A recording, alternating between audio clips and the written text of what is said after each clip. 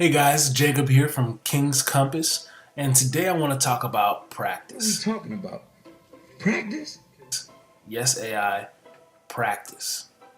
And I want to talk about two different uses of the word. One as a verb, where you're performing something, like you're practicing your free throws or you're practicing your calligraphy skills. The other use of the word is as a noun, as the application of whatever you've been practicing, the application or use of your idea, belief, or method and what you're doing. So the idea is today that practice is perfect. You know, a lot of people say practice makes perfect, but I don't believe that. I think practice is perfect.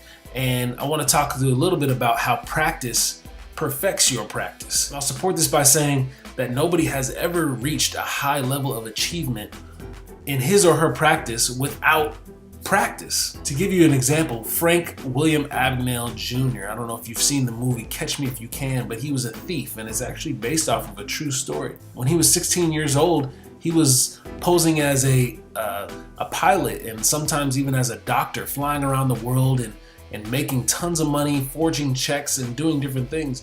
And by the time he got a little bit older, he was moving his game up. He started making more checks and he started stealing money in new ways and stealing people's identities in new ways.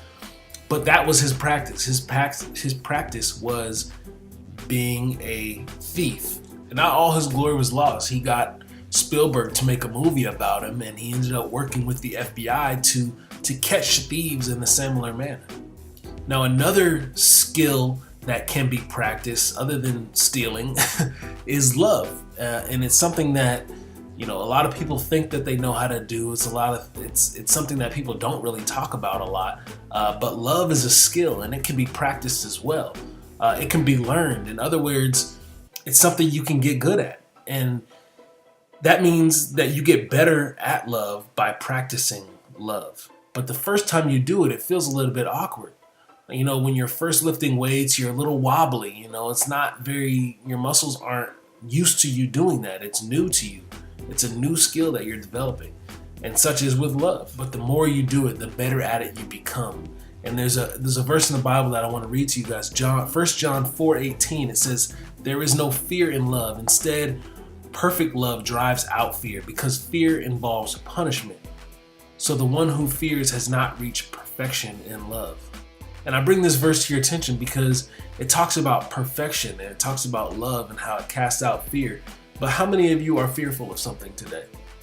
How many people are scared to die, or scared to get beat up, or scared that they'll lose somebody? Or how many people have someone who's scared of them? I don't think love is something that will ever perfect, but it is something that we'll continually grow at and practice, because it is a practice that makes us happier in our lives. It's a practice that casts out the fear in our life. And that's what the Bible is trying to tell us, that if once we practice love, we will be much happier people and much less afraid of what's going to come the next day. Malcolm Gladwell came up with a 10,000 hour rule, which basically means that it takes 10,000 hours to actually perfect or master a certain skill. Now, that 10,000 hour rule might be true, but for me, I feel that practice is really the only thing that we can master. Michael Jordan was a master of basketball. LeBron James, Kobe Bryant, they are masters at basketball. Do you see the difference there? Was and is.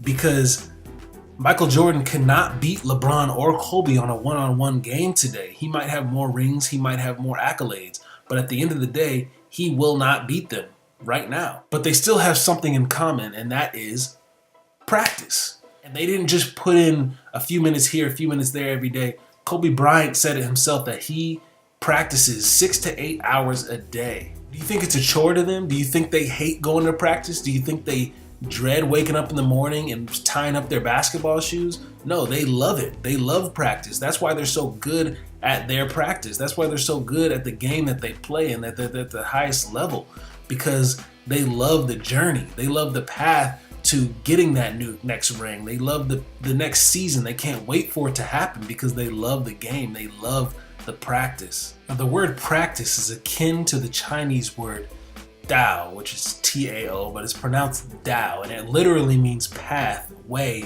or road. Practice is a path or road that you take. Life is a practice. It is a path. We begin our path at birth, and we end our path when we die. Once we realize that our path is perfect, we can love every part of it. I'll end this with a quote from Michael Jordan. He says, "Love is playing every game as if it's your last. Live the moment for the moment." And I think that's something that we take for granted, that we don't do on a daily basis. If we continue to live each moment as if it's our last, we are going to be much happier people, and we will conquer this world and this practice that we call life. Thanks a lot for watching, guys, and have a great rest of your day. Love you. Bye.